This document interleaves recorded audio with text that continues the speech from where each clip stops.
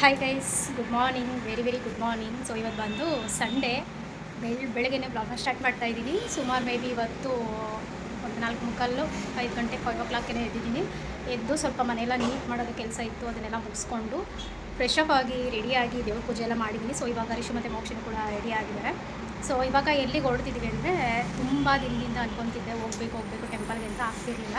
But delay ಆಗ್ತಿತ್ತು, ಯಾಕೆ ಆ ರೀತಿ ಆಗ್ತಿತ್ತು ಅಂತ ಗೊತ್ತಿಲ್ಲ. ಸೊ ಹಾಗಾಗಿ ಇವತ್ತು ಹೋಗೋಣ ಅಂದ್ಬಿಟ್ಟು ಫಿಕ್ಸ್ ಆಗಿದ್ದೀವಿ. ಸೊ ನಮ್ಮ ಜೊತೆ ಇನ್ನೊಬ್ರು ಸ್ಪೆಷಲ್ ಪರ್ಸನ್ ಬರ್ತಾರೆ. ಸೊ ಯಾರು ಅಂತ ನಾನು ಹೋಗ್ತಾ ನೆಕ್ಸ್ಟ್ ತೋರಿಸ್ತೀನಿ. ಅವ್ರನ್ನೂ ಕೂಡ ಅಂದವೇ ಇದ್ದಾರೆ. ಅವರು ಕೂಡ ಇನ್ನೊಂದು 15 ಮಿನಿಟಲ್ಲೆಲ್ಲ ಅವರು ಕೂಡ ರೀಚ್ ಆಗ್ತಾರೆ. ಸೊ ಇನ್ನು ಹುಡುಗರಿಗೆ ಇವತ್ತು ರಜಾ ಇದೆಯಲ್ಲ, ಸಂಡೇ ಇದೆ. ಇಲ್ಲ ನಿನ್ನೆ ಬಂದು ಸೆಕೆಂಡ್ ಸ್ಯಾಟರ್ಡೇ ಇದ್ದು ಮನೇಲೇ ಇದ್ದು, ಹಾಗಾಗಿ ಬೋರ್ ಹೊಡಿಯುತ್ತೆ ಅಂದ್ಬಿಟ್ಟು ಅವ್ರನ್ನೂ ಕೂಡ ಕರ್ಕೊಂಡು ಹೋಗ್ತಿದ್ವಿ. ಇವತ್ತು ಬಂದು ಟೆಂಪಲಲ್ಲಿ ಸಿಕ್ಕಾಪಟ್ಟೆ ರಶ್ ಇರುತ್ತೆ. ಸೊ ನಾನು ಹೋಗ್ತಿರೋದು ಗೌಡಗೆರೆ ಚಾಮುಂಡೇಶ್ವರಿಗೆ, ಚನ್ನಪಟ್ಟಣದ ನಿಯರಿಗೆ ಇರುವಂಥ ದೇವಸ್ಥಾನ. ಆಲ್ಮೋಸ್ಟ್ ತುಂಬ ಸತಿ ಹೋಗಿದ್ದೀನಿ ನಾನು ಹಿಂದೆ ಎಲ್ಲ, ವಾರ ಎಲ್ಲ ಹೋಗಿ 7 ವಾರ ತೆಂಗಿನಕಾಯಿ ಎಲ್ಲ ಇರುತ್ತೆಲ್ಲ ಕಟ್ಟೋದು. ಸೊ ಅದನ್ನೆಲ್ಲ ಮುಗಿಸ್ಕೊಂಡು ಬಂದಿದ್ದೆ. ಆ ವಿಡಿಯೋಗಳನ್ನೂ ಕೂಡ ನಾನು ಆಲ್ರೆಡಿ 1 year ಬ್ಯಾಕಲ್ಲೇ ನಾನು ಅಪ್ಲೋಡ್ ಮಾಡಿದ್ದೀನಿ. ಯಾರೆಲ್ಲ ಚೆಕ್ ಮಾಡಿದ್ರು ಪ್ಲೀಸ್ ಹೋಗಿ ಚೆಕ್ ಮಾಡಿ. ತುಂಬ ಪವರ್ಫುಲ್ ಟೆಂಪಲ್ ಅಂತಲೇ ಹೇಳ್ಬೋದು. ಸೊ ಅಲ್ಲಿ ಏನೇ ಅಂದ್ಕೊಂಡು 7 ವಾರ ತೆಂಗಿನಕಾಯಿ ಕಟ್ಟಿ ಪೂಜೆ ಮಾಡಿಸಿ ಬಂದ್ರೂ 7 ವಾರ ಮುಗಿದ್ರಲ್ಲೇ ಆಗುತ್ತೆ ಕೂಡ. ಸೊ ನಾನು ಏನೋ ಒಂದು ಅಂದ್ಕೊಂಡು ಏನೋ ಒಂದು ವಿಷನ್ನ ನಾನು ದೇವ್ರ ಹತ್ರ ಇಟ್ಟಿದ್ದೆ. ಸೊ ಅದು ಬಂದು ಸೆಕೆಂಡ್ ವಾರದಲ್ಲೇ ನನಗೆ ಕಂಪ್ಲೀಟ್ ಆಯಿತು, ಸಕ್ಸಸ್ ಆಯಿತು ಅಂತಲೇ ಹೇಳ್ಬೋದು. ಸೊ ಹಂಗಾಗಿ ನಾನು ಲೈಫಲ್ಲಿ ತುಂಬ ಇಷ್ಟಪಟ್ಟು ಪೂಜಿಸೋಂಥ ಆರಾಧ್ಯ ದೈವ ಅಂದರೆ ಚಾಮುಂಡೇಶ್ವರಿ ತಾಯಿ ಮತ್ತು ಗುರು ರಾಘವೇಂದ್ರ ಸ್ವಾಮಿಯವರು. ಸೊ ಹಾಗಾಗಿ ನನಗೆ ಸ್ವಲ್ಪ ಜಾಸ್ತಿ ಪೂಜೆ ಮಾಡೋದ್ರಲ್ಲಿ, ಸ್ವಲ್ಪ ದೇವ್ರನ್ನೆಲ್ಲ ನಂಬೋದ್ರಲ್ಲಿ ಸಿಕ್ಕಾಪಟ್ಟೆ ಇಷ್ಟ, ಒಂಥರ ಸಮಾಧಾನ, ಒಂಥರ ನೆಮ್ಮದಿ ಅಂತಲೇ ಹೇಳ್ಬೋದು. ಸೊ ಹಾಗಾಗಿ ಇವಾಗ ಹೊರಟಿದ್ದೀವಿ. ಟಿಫನ್ ಅಂತೂ ಏನೂ ಮಾಡಿಲ್ಲ, ಏಕೆಂದರೆ ಬೆಳಗ್ಗೆ ಯಾರೂ ತಿನ್ನಲ್ಲ. ಹಾಗಾಗಿ ಸೊ ಹೋಗ್ತಾ ಅಲ್ಲೇ ಪ್ರಸಾದ ತಿನ್ನೋಣ, ಹೇಗಿದ್ರು ಪ್ರಸಾದ ಇರುತ್ತೆ. ಬೆಳಗ್ಗೆನೇ ಸ್ವಲ್ಪ ಪೂಜೆ ಮಾಡಿಸ್ಕೊಳ್ಳೋಣ. ಇವತ್ತು ಸಂಡೇ ಆಗಿರೋದ್ರಿಂದ ಆಷಾಢ ಎಲ್ಲ ಇವಾಗಷ್ಟೇ, ನಿನ್ನೆ ಅಷ್ಟೇ ಫ್ರೈಡೇ ಶುಕ್ರವಾರ ಕೊನೆಯ ಆಷಾಢ ಶುಕ್ರವಾರ ಮುಗಿದಿದೆ. ಅಂದರೆ ಇನ್ನೂ ಅಮಾವಾಸ್ಯೆ ತನಕ ಇರುತ್ತೆ. ಬಟ್ ಹಾಗಾಗಿ ನನಗೆ ಫ್ರೀ ಇರಲಿಲ್ಲ, ವರ್ಕು ಸ್ವಲ್ಪ ಪ್ರೆಸರ್ ಇದ್ದಿದ್ದರಿಂದ ಹೋಗೋಕ್ಕಾಗಿಲ್ಲ. ಹಾಗಾಗಿ ಇವತ್ತು ಹೇಗಿದ್ರು ಮನೇಲೇ ಇದ್ದಲ್ಲ ಅಂತ ಹೇಳ್ಬಿಟ್ಟು ಹೋಗ್ತಾ ಇದ್ದೀವಿ. ಸೊ ಅವ್ರು ಬಂದು ನಾನು ಮಾಡೋಂಥ ಆಫೀಸಲ್ಲೇ ಅವರು ವರ್ಕ್ ಮಾಡೋದು, ನಮ್ಮ ಬ್ರ್ಯಾಂಚಲ್ಲೇ. ಸೊ ಹಂಗಾಗಿ ನಯನ ಅಂತ ಹೇಳ್ಬಿಟ್ಟು, ಸೊ ನೆಕ್ಸ್ಟ್ ನಾನು ತೋರಿಸ್ತೀನಿ ಅವ್ರನ್ನ, ಓಕೆನಾ. ಸೊ ಇನ್ನು ಫೈನಲಿ ರೆಡಿ ಆಗಿದ್ದೀನಿ. ಇನ್ನೊಂದು 10 ನಿಮಿಷ ಅವ್ರು ಬರ್ತಾರೆ. ಸೊ ಹೊರಡ್ಬೇಕು ಇವಾಗ. ಇನ್ನು ಫೈನಲಿ ನಾನು ಕೂಡ ರೆಡಿ ಆದೆ. ಹಾಗೆಯೇ ಈಗ ಏನು ತೋರಿಸ್ತಿದ್ದೀನಿ, ಇದು ಈ ಡ್ರೆಸ್ ಬಂದು ಹಾಕ್ಕೊಂಡಿರುವಂಥದ್ದು ಮೀಶೋನಲ್ಲಿ ಪರ್ಚೇಸ್ ಮಾಡಿದ್ದೆ ರೀಸೆಂಟಾಗಿ, ಸ್ಟಿಚ್ ಮಾಡಿರಲಿಲ್ಲ. ಸೊ ಇವತ್ತೇ ಫಸ್ಟ್ ಟೈಮ್ ಹಾಕ್ಕೊತಿರೋದು. ತುಂಬ ಲೈಟಾಗೆ ತುಂಬಾ ಚೆನ್ನಾಗಿದೆ. ಸೊ ಇದು ಬಂದು ದುಪ್ಪಟ್ಟ ಏನಿರುತ್ತೆ, ಇದು ಕೂಡ ತುಂಬ ಲೆಂತಿಯಾಗಿ ತುಂಬ ಪ್ರಿಂಟೆಡಲ್ಲಿ ಬಂದಿದೆ. ಬಾರ್ಡರ್ ಕೂಡ ತುಂಬ ಚೆನ್ನಾಗಿ ಬಂದಿತ್ತು. ತುಂಬ ಜನದ ಹತ್ರ ನಾನು ನೋಡಿದ್ದೆ ಇದನ್ನು. ಸೊ ಇದೇ ಬೇಕು ಅಂತ ಹೇಳ್ಬಿಟ್ಟು ಮೀಶೋನಲ್ಲಿ ಆರ್ಡರ್ ಮಾಡ್ಕೊಂಡಿದ್ದೀನಿ. ಸೊ ಬಟ್ ಕ್ವಾಲಿಟಿ ಮತ್ತು ಅದೇನಿರುತ್ತೆ ಫ್ಯಾಬ್ರಿಕ್ಕು ತುಂಬ ಸ್ಮೂತಾಗಿದೆ. ಬಟ್ ಓಕೆ, ನನಗೆ ಪರವಾಗಿಲ್ಲ, ಬೆಟರ್ ಅಂತ ಅನ್ನಿಸ್ತು. ಹಾಗೆಯೇ ತುಂಬ ಕಡಿಮೆ ಲೋ ಪ್ರೈಸಸ್, ವರ್ತ್ ಅಂತಲೂ ಅನ್ನಿಸ್ತು. ಸೊ ಓಕೆ ಗೈಸ್, ಇನ್ನು ಫೈನಲಿ ಬಸ್ ಕೂಡ ಬಂತು, ಹೊರಟ್ವಿ. ನಮ್ಮ ಫ್ರೆಂಡ್ ಕೂಡ ಬಂದರು. ಸೊ ಆನ್ ದ ವೇ ಹೊರಟಿದ್ದೀವಿ. ಇನ್ನು ರಿಷು ಬಂದು ನನ್ನ ಹತ್ರ ಕೂತ್ಕೊಂಡ, ಇನ್ನು ಮೋಕ್ಷಿ ಬಂದು ಆ ಕಡೆ ಸೀಟಲ್ಲಿ ಕೂತ್ಕೊಂಡ. ಎಷ್ಟು ಬೇಗ ಪರಿಚಯ ಆದ ಅವರಿಗೆ ಅಂತಂದರೆ, ತುಂಬ ಸಮಯ ಇವ್ರಿಗೆ ಬೇಕಾಗೇ ಇಲ್ಲ. ಜಸ್ಟ್ 1 ಮೀಟಲ್ಲೇ ಅವರು ತುಂಬ ಬಾಂಡಿಂಗ್ನ ಇಟ್ಕೊಂಡ್ಬಿಡ್ತಾರೆ, ಯಾರ ಜೊತೆನೇ ಆದ್ರೂ. ಇನ್ನು ಫೈನಲಿ ಚನ್ನಪಟ್ಟಣ ರೀಚ್ ಆದ್ವಿ. ಹಾಗೆಯೇ ಇನ್ನೊಬ್ಬರು ಫ್ರೆಂಡ್ ಬರೋದಿತ್ತು. ಸೊ ಅವರು ಕೂಡ ಬಂದರು, ಚಂದ್ರಪ್ರಭಾ ಅಂತ ಹೇಳಿಬಿಟ್ಟು. ಸೊ ಇವರೆಲ್ಲ ನನಗೆ ಸ್ವಲ್ಪ ಬೆಸ್ಟ್ ಫ್ರೆಂಡ್ ಅಂತಲೇ ಹೇಳ್ಬೋದು, ಓಕೆನಾ. ಸೊ ಆವಾಗಲೇ ಹೇಳಿದ್ನಲ್ಲ, ಸ್ಪೆಷಲ್ ಪರ್ಸನ್ನ ಇಂಟ್ರೊಡ್ಯೂಸ್ ಮಾಡ್ತೀನಿ ಅಂತ. ಸೊ ಇವರೇ ನನಗೆ ಬೆಸ್ಟ್ ಫ್ರೆಂಡ್ ಅಂತ ಹೇಳಿದ್ರೆ. ಸೊ ಒಟ್ಟಿಗೆ ಇನ್ನು ಅಂದವೇ ಹೊರಟ್ವಿ. ತುಂಬ ದಿನದಿಂದ ಅನ್ಕೊತಿದ್ವಿ ಟೆಂಪಲ್ ಹೋಗಬೇಕು ಅಂತ, ಬಟ್ ಹೋಗ್ಲಿಕ್ಕೆ ಆಗ್ತಿರ್ಲಿಲ್ಲ. ಸೊ ಹಾಗೆಯೇ ನನ್ನ ಫ್ರೆಂಡಿನ ಗ್ರೀನ್ ಕಲರ್ ಡ್ರೆಸ್ ಹಾಕಿದ್ರಲ್ಲ ನಯನ ಅಂತ ಹೇಳ್ಬಿಟ್ಟು, ಸೊ ಅವ್ರು ಕೂಡ ನೋಡಿರಲಿಲ್ಲ ಈ ಟೆಂಪಲ್ನ, ಯಾವತ್ತೂ ಒಂದು ಸತಿನೂ ನೋಡಿರಲಿಲ್ಲ. ಹಾಗಾಗಿ ಹೋಗೋಣ ಅಂದ್ಬಿಟ್ಟು ಫಿಕ್ಸ್ ಆದ್ವಿ ಇವತ್ತು. ಸೊ ಇನ್ನು ಹಾಗೆಯೇ ಫೈನಲಿ ಇನ್ನು ಬಸ್ ಇವತ್ತು ಸಿಕ್ಕಾಪಟ್ಟೆ ರಶ್ ಇರುತ್ತೆ. ಡೈರೆಕ್ಟ್ ಚನ್ನಪಟ್ಟಣದಿಂದನೇ ಗೌಡಗೆರೆಗೆ ಬಸ್ ಹೋಗುತ್ತೆ, ಅವೈಲಬಲ್ ಇರುತ್ತೆ. ಬಟ್ ಇವತ್ತು ಸಂಡೇ ಆಗಿರೋದ್ರಿಂದ ತುಂಬ ರಶ್ ಇರುತ್ತೆ ಅಂತ ಅಂದ್ಕೊಂಡು ಬಸ್ ಎಲ್ಲ ಕಾಯೋಕ್ಕಾಗಲ್ಲ ಅಂದ್ಬಿಟ್ಟು, ಬೇಕಿದ್ರೆ ಆ ಕಡೆಯಿಂದ ವಾಪಸ್ಸು ಬಸ್ಸಲ್ಲಿ ಬರೋಣ, ಈ ಕಡೆಯಿಂದ ಆಟೋದಲ್ಲೇ ಹೋಗ್ಬಿಡೋಣ ಅಂತ ಅಂದ್ಬಿಟ್ಟು ಹೊರಟಿದ್ದೀವಿ. ಸೊ ಇನ್ನೇನು ಹತ್ತತ್ರ ನಿಯರ್ ಗೌಡಗೆರೆ ಅಂತಲೇ ಹೇಳ್ಬೋದು. ಇನ್ನೇನು ಹೊರಟ್ವಿ. ಸೊ ನಾವಲ್ಲಿ ತಲುಪೋದ್ರಲ್ಲಿ 10:30 ಆಗಿಬಿಡ್ತು. ಎಷ್ಟೇ ಬೇಗ ಹೋಗಬೇಕು ಅಂದ್ರೂ ಆಗಲ್ಲ, ಮಕ್ಕಳೆಲ್ಲ ಕರ್ಕೊಂಡು. ಇವತ್ತು ಅವ್ರಿಗೂ ಕೂಡ ರಜೆ ಇರೋದ್ರಿಂದ ಬಿಟ್ಟು ಹೋಗ್ಲಿಕ್ಕೆ ಮನಸ್ಸು ಬರಲಿಲ್ಲ. ರಶ್ ಇದ್ರೂ ಪರವಾಗಿಲ್ಲ, ನಿಧಾನವಾಗಿ ಆರಾಮ್ಸೆ ದೇವ್ರ ದರ್ಶನ ಎಲ್ಲ ಮಾಡ್ಕೊಂಡು ಪೂಜೆ ಮಾಡ್ಕೊಂಡು ಬರೋಣ ಅಂದ್ಬಿಟ್ಟು ಅವ್ರನ್ನೂ ಕೂಡ ಕರ್ಕೊಂಡೇ ಹೊರಟಿದ್ದೀವಿ. ಫೈನಲಿ ಚಾಮುಂಡೇಶ್ವರಿ ಚನ್ನಪಟ್ಟಣ ಟೆಂಪಲ್ಗೆ ಬಂದಿದ್ದಾಯಿತು. ಹೊರಟೆಷ್ಟು 8 o'clock ಮನೆ ಬಿಟ್ಟಿದ್ದು, 10:30 11 ಗಂಟೆ ಆಗಿರುತ್ತೆ. 10:30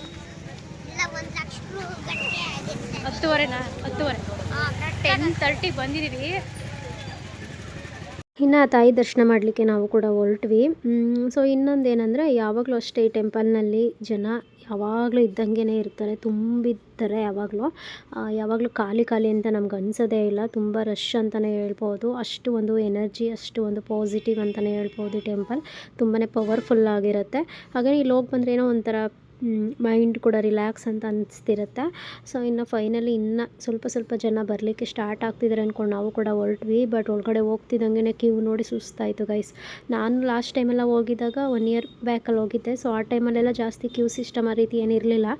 ಡೈರೆಕ್ಟ್ ಗೇಟಿಂದನೇ ತಾಯಿ ಏನಿರುತ್ತೆ ಸ್ಟ್ಯಾಚ್ಯೂ ಅಲ್ಲಿಗೆ ಕ್ಯೂ ಸಿಸ್ಟಮ್ 2 ಲೈನ್ ಇರ್ತಿತ್ತು. ಬಟ್ ಇವಾಗಂತೂ ಹಿಂದೆ ಎಲ್ಲ ಫಸ್ಟು ಊಟ ಬಡಿಸ್ಲಿಕ್ಕೆ ಅಂತ ಒಂದು ಹಿಂದೆಗಡೆ ಒಂದು ರೂಮ್ಸ್ ಎಲ್ಲ ಮಾಡ್ಕೊಂಡಿದ್ರಲ್ಲ, ಅದನ್ನೇ ಇವಾಗ ಅಲ್ಲೇ ರೌಂಡ್ ಬರೋ ಥರ ಕ್ಯೂ ಸಿಸ್ಟಮ್ನ ಮಾಡಿಬಿಟ್ಟಿದ್ದಾರೆ. ಸುತ್ಕೊಂಡು ಬಂದು ಮತ್ತೆ ತಾಯಿ ದರ್ಶನ ಮಾಡಬೇಕು, ಆ ರೀತಿ ಆಗೋಯಿತು. ನಾವು ದರ್ಶನಕ್ಕೇ 1.5 ಅವರೇ ನಿಂತ್ಕೊಂಡ್ವಿ ಅಂತಲೇ ಹೇಳ್ಬೋದು. ಟೋಟಲ್ ಒಂದು 2ರಿಂದ 2.5 ಅವರ್ ದರ್ಶನ ಎಲ್ಲ ಮಾಡಿಕೊಂಡು ಪೂಜೆ ಎಲ್ಲ ಮಾಡಿಕೊಂಡು ಆರಾಮ್ಸೆ ಊಟ ಮುಗಿಸಿ ಈಚೆ ಬರೋದ್ರಲ್ಲಿ 2 ಗಂಟೆ ಅಂತ ಅನಿಸುತ್ತೆ. ಮೇ ಬಿ 2 ಗಂಟೆ ಆಗೋಯಿತು. ಒಟ್ಟಿನಲ್ಲಿ ಹೇಗೋ ಅಲ್ಲಿಂದ ಇಲ್ಲಿ ತನಕ ಬಂದಿದ್ದೀವಿ ಅಂದಮೇಲೆ ಆರಾಮ್ಸೆ ನಿಧಾನವಾಗಿ ಪೂಜೆನೆಲ್ಲ ಮಾಡಿಕೊಂಡೇ ಹೋಗಬೇಕು.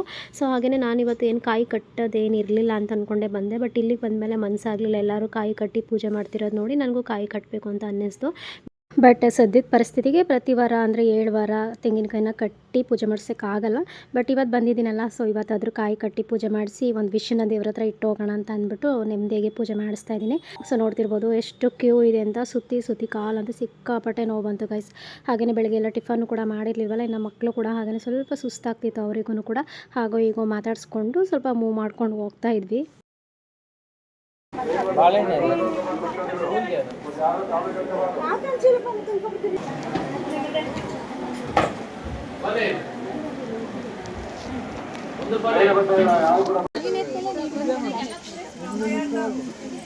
ನೆಕ್ಸ್ಟ್ ಗರ್ಭಗುಡಿ ಒಳಗಡೆ ಹೋದಾಗ ಮೊಬೈಲ್ ಏನು ಕ್ಯಾಮ್ರಾ ಏನೂ ಅಲೋ ಇರಲ್ಲ. ಬಟ್ ಆದರೂ ನಾನು ಸ್ವಲ್ಪ ಅದು ಫೋಟೋ ಒಂದು ವೀಡಿಯೋನಾದರೂ ಕ್ಲಿಪ್ಪಿಂಗ್ಸ್ನ ತೊಗೊಳ್ಳೋಣ ಅಂತ ಅಂದ್ಬಿಟ್ಟು ಆನ್ ಮಾಡ್ಕೊಂಡು ಇಟ್ಕೊಂಡಿದ್ದೆ. ಬಟ್ ಅದು ಅರ್ಧಂಬರ್ಧ ಕಾಣಿಸಿದೆ ದೇವಿ ಮುಖ. ಸೊ ಓಕೆ, ಫೈನಲ್ ಅಷ್ಟಾದರೂ ಕ್ಯಾಪ್ಚರ್ ಆಯ್ತಲ್ಲ, ಸದ್ಯಕ್ಕೆ ನೋಡಲಿಕ್ಕೆ ಖುಷಿ ಆಯಿತು. ಸೊ ಇನ್ನಾಗಿನ ಅದನ್ನೆಲ್ಲ ಮುಗಿಸ್ಕೊಂಡು ಇನ್ನೇನಿರುತ್ತೆ ತೆಂಗಿನಕಾಯಿನೆಲ್ಲ ತೊಗೊಂಡು ಅದನ್ನೆಲ್ಲ ತೆಂಗಿನಕಾಯಿ ಎಲ್ಲ ಕಟ್ಟಿ 7 ಸುತ್ತು ಬರಬೇಕು ಬಸಪ್ಪನ ಹತ್ರ. ಸೊ ಅದನ್ನೆಲ್ಲ ನಾನು ಹಿಂದಿನ ವಿಡಿಯೋದಲ್ಲಿ ಆಲ್ಮೋಸ್ಟ್ ಕ್ಲಿಯರಾಗಿ ಹೇಳಿದ್ದೀನಿ ಕೂಡ. ಸೊ ಅಲ್ಲೆಲ್ಲ ಸುತ್ತಬಿಟ್ಟು ಅದನ್ನು ಕಟ್ಟಿದಾದಮೇಲೆ ನೆಕ್ಸ್ಟ್ ಬೆಲ್ದಾರ್ತಿನ. ಸೊ ಏನೂ ಸಿಗಲ್ಲ ಅಂತಿಲ್ಲ, ಪ್ರತಿ ದೇವಸ್ಥಾನಗಳಲ್ಲಿ ಈ ರೀತಿ ಏನೇ ಬೇಕಿದ್ರೂ ಅಲ್ಲೇ ಎಲ್ಲ ಸಿಗುತ್ತೆ. ಸೊ ಅಲ್ಲೇ ಹೋಗಿ ಪರ್ಚೇಸ್ ಮಾಡಿ ದೇವಿಗೆ ತೊಗೊಂಡು ಪೂಜೆನ ಮಾಡಿಸ್ಕೋಬೋದು ಆರಾಮಾಗಿ.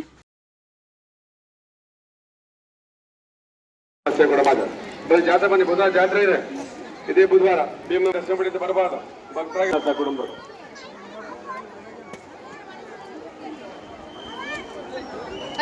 ದೇವಸ್ಥಾನ ಇವತ್ತು ದಾಸಭವನ ಬಟ್ಟಿಮಾಗ ಹೋಗಿ ದಾಸಭವನ